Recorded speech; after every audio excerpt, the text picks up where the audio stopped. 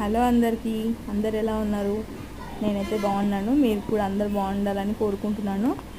ఇది వచ్చేసి ఇంకో మినీ బ్లాగ్. ఏంటంటే మనం లైఫ్లో ఎన్నో అనుకుంటాం, మనం అనుకునే జరగాలని, కానీ అవుతుందా?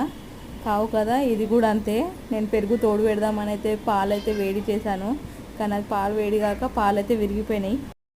ఇంకా పెరుగేడ తోడు పెడతాం, పెరుగు తోడు పెట్టలేక నేనైతే ఇట్లా బట్టలు అయితే స్ట్రెయిన్ చేసుకొని పన్నీర్కి అయితే చేద్దామని చూశాను, అవుతుందో కాదో అని.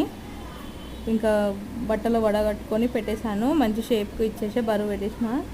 చూసారుగా, నెక్స్ట్ డేకి అయితే పన్నీర్ అయితే రెడీ అయింది. దీంతో ఏం చేయాలి అని యూట్యూబ్లో అయితే సెర్చ్ చేశాను. యూట్యూబ్లో అయితే ఎన్నో వీడియోలు అయితే చూసి పన్నీర్ టిక్కా అయితే చేద్దామని అయితే స్టార్ట్ చేశాను. పెరుగు, కారం, పసుపు, ఉప్పు వేసుకున్నాను. మా పిల్లలకైనా పెడదాం, తింటారు కదా అని. అందులో పన్నీర్ వేసుకున్నాను. కొంచెం వాటరీగా ఉండే, అందుకే కొద్దిగా కార్న్ఫ్లోర్ అయితే వేసుకొని ఆయిల్ అయితే ఫ్రై చేస్తున్నాను, షాలో ఫ్రై. అది పన్నీర్ టిక్కా కాస్త పన్నీర్ తందూరి అయితే అయిపోయింది. ఇంకా తీసుకెళ్ళి అయితే మా పాపకి ఇచ్చాను, పన్నీర్ టిక్కా చేశానని.